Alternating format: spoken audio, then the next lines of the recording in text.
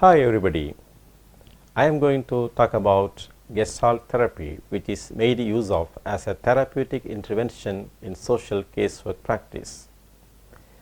Frederick Perls and his wife Laura Perls founded gestalt therapy in the year 1940. It is a humanistic existential counseling and psychotherapy. As humanism, it stresses the importance of one's own inborn capacity for growth and change, and as existentialism, it focuses on the responsibility people have for their own lives and their choices. Primarily, existentialism is concerned with awareness of our being in the world. As an existential approach, it is grounded on the here and now and emphasizes that each individual is responsible for his or her own destiny. The clients are asked to bring any concern of the past or of the future to the present and experience it directly. The classical gestalt developed by Perls concentrates on self-awareness, whereas the contemporary gestalt developed by the followers of the Perls concentrates more on relationship, one's relationship to oneself, to others and to the world. Because of its phenomenological basis, gestalt therapy emphasizes the subjective human experience, which is more reliable than explanations and interpretations. The word gestalt cannot be directly translated into English language. It includes pattern, configuration, form and whole. We tend to perceive our environment in terms of whole, and we make meaning or create a form or gestalt from what we experience. In simple terms, gestalt is a figure in relation to what is in the background. At the end of this talk, learn the key concepts in gestalt therapy, including unfinished business, avoidance, layers of neurosis, contact and resistance to contact, understand the roles and functions of the gestalt therapist, gain a grasp of the process of gestalt therapy, and learn the techniques of gestalt therapy. Let me now explain the key concepts of gestalt therapy. Gestalt therapy aims at integration of sometimes conflicting dimensions within personality. The client is assisted to re-own parts of himself or herself that have been disowned and to integrate them. The now in gestalt therapy is of great importance. If the past seems to have a significant influence on the present attitudes or behavior, it is brought to the present and lived as much as possible. In a way, the client enacts the past events as though he is living it now. If, for example, one had a traumatic experience with a significant person in the past, the client is asked to become the hurt child and dialogue directly with a significant person in fantasy, and thus there is a reliving of the hurt and a potential to change it to understanding and resolution. The first key concept is the unfinished business. Unfinished business is the same as unexpressed feeling like resentment, rage, hatred, pain, anxiety, grief, guilt, and abandonment. When feelings are not fully experienced in awareness, they usually linger in the background and enter into the present and interfere with effective contact with oneself and others. The unfinished business will hang on until it is faced and dealt with by the client.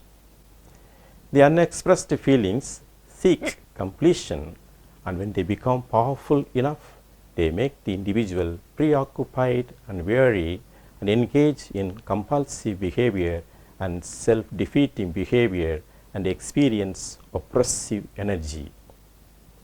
The unfinished business can also manifest itself in bodily blockage, thus having a physical symptom. Resentment seems to be the worst kind of unfinished business. When people have resentment, they are stuck, and so they need to express their resentment fully. The impasse or stuck point is a situation of believing that one is unable to support oneself and thus seek external support. One copes with the situation by manipulating others, especially by playing roles of weakness, helplessness, stupidity, and foolishness. In therapy, the client is encouraged to fully experience his condition of being stuck. The next concept is avoidance.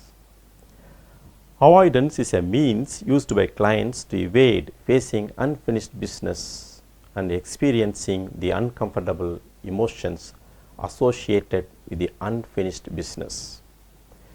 In therapy, the client is encouraged to experience unexpressed feeling and express whatever feeling one is afraid of facing. Let me now mention about the concept layers of neurosis. In order to achieve psychological maturity, one must strip off 5 layers of neurosis. First, the phony. The phony layer is the way we react to others in stereotypical and inauthentic ways, playing games and getting lost in our roles. 2. The phobic. In this, one attempts to avoid emotional pains associated with seeing aspects of oneself that one prefers to deny. 3. The impasse. It is a point where we are stuck and we feel a sense of deadness and nothingness. 4. The implosive. At this level, we expose our defenses and begin to make contact with our genuine self. 5. The explosive. In this final stage, we let go of phony roles and pretenses by releasing a tremendous amount of energy that we have been holding in by pretending to be what we are not. The next concept is contact and resistances to contact. An effective contact will mean interacting with nature and with others without losing one's sense of individuality. Indeed, contact is a lifeblood of growth. We all develop resistance to contact, first of all, by the 5 layers of neurosis and also by the 5 ego defense mechanisms. They are introjection, projection, retroflexion, deflection, and confluence. Let me tell you first about introjection. Introjection means taking in and accepting others' beliefs and standards uncritically, and these beliefs and standards always remain alien to us since they are not assimilated. Projection. In projection, we disown certain aspects of ourselves and assign them to others or environment just because those aspects do not coincide with our self-image. What we disown is put on to other people, and we avoid taking responsibility for what we actually are. Retroflexion. It is doing to oneself what we would like to do to others or what we would like others to do to us. For instance, we may be afraid of directing an aggression towards someone else, and so we would direct that aggression to us and injure ourselves. Deflection. It is a way of distracting oneself by employing overuse of humor or abstract generalizations and questions, and as a result, it is difficult to maintain a sustained sense of contact. Confluence. It is a blurring of the differentiation between the self and the environment, and people suffer from lack of demarcation between internal experience and outer reality. This arises out of the need to be accepted and liked by others, and so one does not express one's true feelings and opinions. In therapy, one looks for where the energy is located and how it is used and how it can be blocked. The blocked energy can act as resistance, and it can be manifested by tension in some parts of the body, by posture, by keeping one's body tight and closed, and by speaking with a restricted voice. In therapy, once the clients become aware of the resistance being expressed in their body by certain symptoms, they can be encouraged to delve deep into those physical symptoms. For example, by exaggerating their tight mouth and shaking legs, they can realize how they had been blocking energy from free expression. Let me describe the roles and functions of gestalt therapist. The therapist needs to pay attention to the client's body language. Verbal communication may be a lie, and nonverbal or body language tells a true story. Therefore, the therapist concentrates his attention on the client's posture, movements, gestures, voice, and hesitations. Thus, the client may be asked to speak for and become his or her gestures or body parts. For example, what do your legs speak? Can you carry on a conversation between your right leg and the left leg? If your body were to speak now, what would it say, are some of the questions asked. Besides attending to the body language, the therapist needs to focus on the relationship between language patterns and personality, since speech patterns often reveal the feelings, thoughts, and attitudes. By focusing on the overt speaking habits, the client is made aware of himself or herself to see if the words match what he or she is feeling within. Some of the expressions that keep a distance between the client and the inner world of the client can be challenged. For example, a client may use the word it instead of I. The sentence, "It is always miserable to be left alone," can be changed into, "I always feel miserable to be left alone." The sentence, "You feel furious when people criticize you in public," can be changed into, "I feel furious when people criticize me in public." The therapeutic process. In gestalt therapy, the relationship between awareness and energy plays a vital role. When awareness is scattered, energy flow diminishes. The therapist usually suggests experiments in awareness focusing. In fact, every psychological problem can be dealt with and resolved as a polarized conflict between two aspects of one's personality. There are 4 stages in this therapeutic process. First, the emergence of the problem.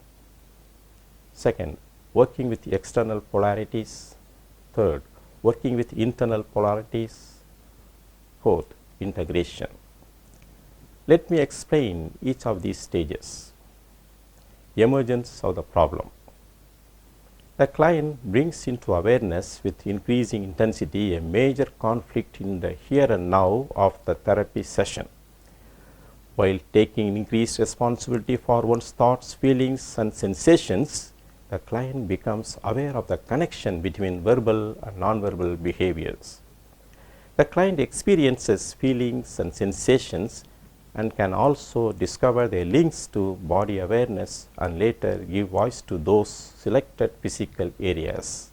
Here, what will be useful are the body correlates of verbal expression like breathing pattern, hand gestures, voice tone, and posture. Now, let me tell something about working with external polarities. At this level, the growing tension is taken seriously to be explored with an external dialogue.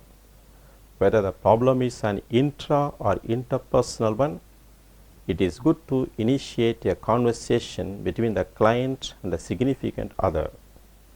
Literally, two chairs can be arranged to represent the two persons, the self and the significant other, between whom is a tension or conflict. The significant other could be the person with whom feelings are currently experienced or historically have been experienced or even hypothetically can be experienced. Now, let me say something about working with internal polarities. It is something similar to the working with external polarities, but happens to be internal polarities of two significant and opposing aspects within the individual's personality. It is assumed that the more fully each pole of tension is dramatized and experienced, the more likely it can be easily resolved. While each pole expands its territory in awareness, the tension may be painful to the point of the client feeling the tension as irresolvable and unbearable. This is the implosive layer of personality and a necessary precondition for the formation of a new gestalt. Now, about the integration. In the final stage, what takes place is the resolution of the internal conflict resulting from a major reorganization and a reperception of the problem. The conflict rises more powerfully into awareness. The more powerful the conflict, the more intense is the awareness. The more intense the awareness, the more powerful will be the potential for release. Dramatically, the release results in a spontaneous, uncontrolled physiological outpouring like tears, laughter and rage, the expression of the explosive layer of personality. At this level, one observes that the aspects of that were opposing each other in consciousness move to accept each other's actual identity, with the result that the client experiences a fresh flow of life energy, an increased capacity for enjoyment and a more expanded awareness into areas of existing and still unresolved tensions. Now, let me tell you about the techniques of this therapy. Through the techniques employed in this therapy, the clients experience internal conflicts, resolve inconsistencies and dichotomies, and work through an impasse that prevents completing of unfinished business and thus gain full awareness. Keeping in mind the thrust of the gestalt therapy, one could invent many techniques. Some of the techniques frequently used in gestalt therapies are dialogue exercise, making the round, I take responsibility for, playing the projection, reversal technique, rehearsal exercise, exaggerating exercise, staying with the feeling, gestalt approach to dream work. Let me tell you about each one of these techniques, and let me begin with a dialogue exercise. This is the one most commonly used, and people understand this as the main therapy. Usually, different aspects of our personalities are in conflict with one another. Normally, polarization takes place in a conflict situation. We can imagine a top dog and an underdog.